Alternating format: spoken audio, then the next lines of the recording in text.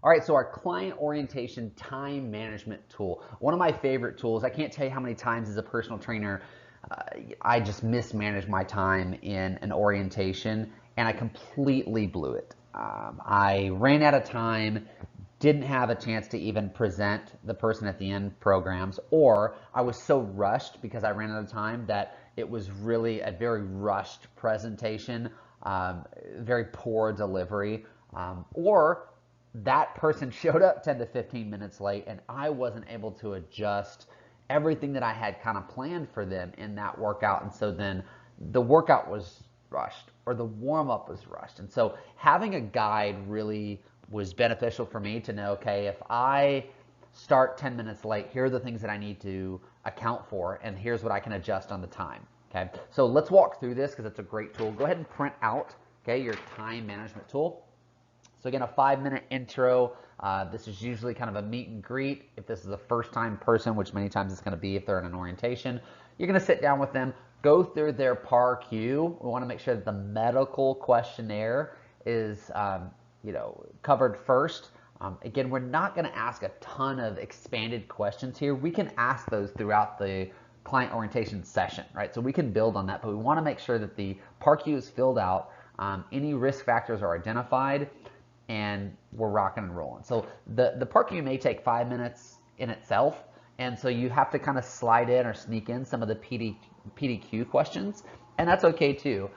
If you have a hybrid PAR-Q where you can kind of create the PAR-Q but also have some of the questions from the PDQ at your facility, that can be a great resource.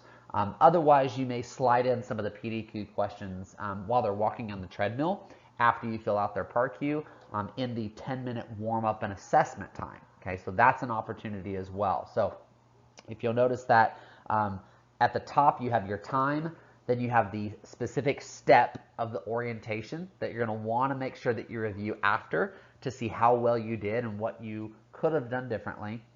Next to that, you're going to see your PTAG education. Okay, so this is the education you're going to review if maybe you missed this step or are not feeling quite confident in the specific step of the orientation. Okay, and each step matters, so it's really important that we are executing at a high level at each step. And then lastly, on the far right-hand column, you're going to see your PTAG tools. So this is specific tools that you're going to concentrate on and use during that specific portion of the orientation. Okay. So moving down the page from introduction, we've got our warm-up and assessment. Again, great opportunity to expand upon any questions that you asked initially, or go ahead and knock out that PDQ while they're walking on the treadmill. Again, when we get to the motivation section, if there's some, heart-to-heart conversations you have to have, you may just want to be cognizant of people that are around you, because sometimes those questionnaires can get very emotional. Because people's life is in your hands and we're talking about some real stuff. So again, just be conscious of and aware of the environment.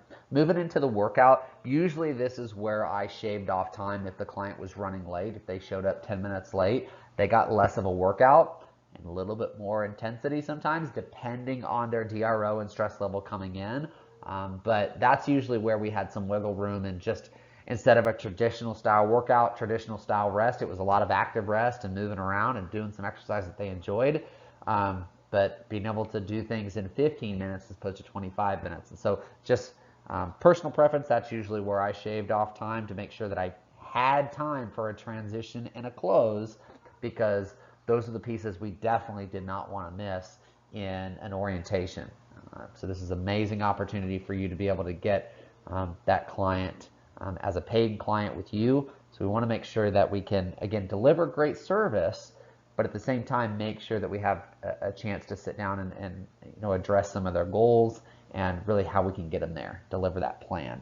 So 5-minute transition, that's usually going to use one of our tools like our sales presentation tool or our Kaizen 6 tool, or maybe a combination of both.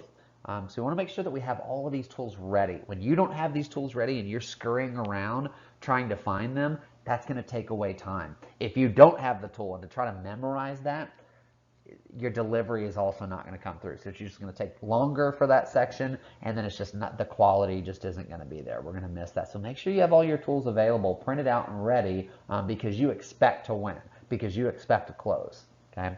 The last piece is closing and overcoming objections. Again, most of the time, we'll say 8 out of 10 times, that customer is going to have some sort of fear or objection to the sale, even if you've provided value in the service. Okay, and so we need to know those objections and being able to work through them, and that takes time to talk through them and work with the customer on some of the concerns that they may have. And so reviewing those overcoming objections sections can be really important. Giving yourself time to be able to do that as well is equally important. So hey, wishing you the best in all your success. The client orientation time management tool. Time is money. Your time counts. Make your time count. Wishing you all the best in your success.